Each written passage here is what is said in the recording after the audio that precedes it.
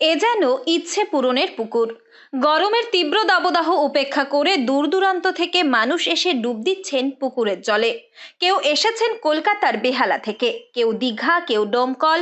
রাজ্যের নানা প্রান্ত থেকেই মানুষজন এসেছেন এই পুকুরে স্নান করতে। কেন জানলে রীতিমতো অবাক হবেন।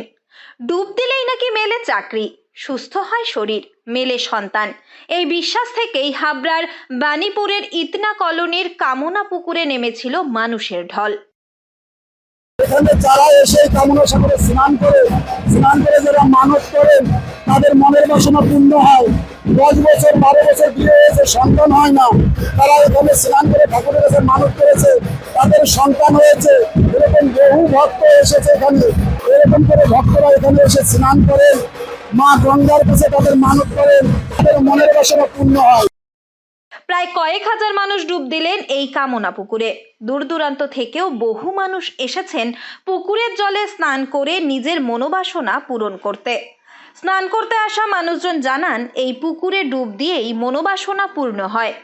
অসুস্থ শরীরও হয়েছে সুস্থ, বেকারত্ব কাটিয়ে মিলেছে চাকরি। লোকমুখে এই কামনা পূরণের কথা চাউর হতেই দূর দূরান্ত থেকে মানুষজন আসেন একবার এই পুকুরে ডুব দিতে। স্নান করলাম, প্লাস একটা মানত ছিল, আমি যেহেতু আমি সার্ভিস করি, তো আমার গতকাল আমার একটা খুব ফাঁড়া ছিল, সেই ফাঁড়াটা কেটেছিল। আমি মানত করেছিলাম 101 টাকা আমি বাতাস আমি ঘরে করবো, সেই কারণে আমি পূর্ণ স্নান করে আমি এই বাতাস কথায় আছে ভক্তিতে মুক্তি, বিশ্বাসে মিলাই বস্তু তর্কে ভক্তি। তো এই কামনা সাগর অনেক মানুষই কি পূর্ণ হয়েছে, আজকে নতুন করে আরেকটা করলাম। যদি পূর্ণ হয় সামনের বছর আবার হ্যাঁ একদম 100% হয়। বাড়ি ঘরের ইচ্ছা ছিল, বাড়ি ঘর করেছি, জীবনে প্রতিষ্ঠিত হয়েছি। কামনা সাগর, যে যেটা কামনাই করে তা সেটা হয়।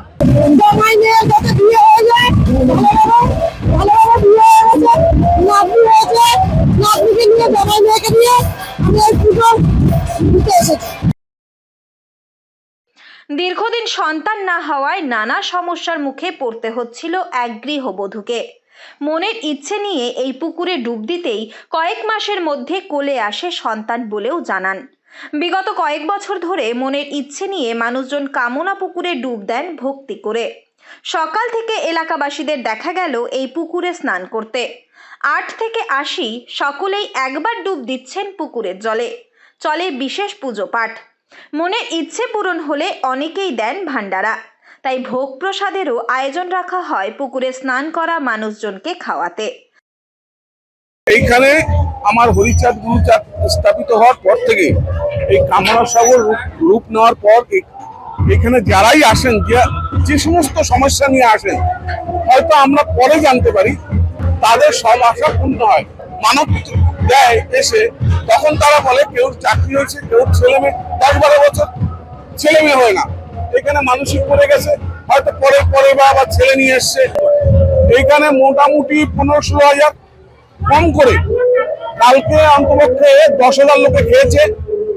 আপনার ওই ভাত, আলু পটলের তরকারি, ডাল। সঙ্গে চলে কাসর ডঙ্কা নিশান নিয়ে হরিনাম সংকীর্তন।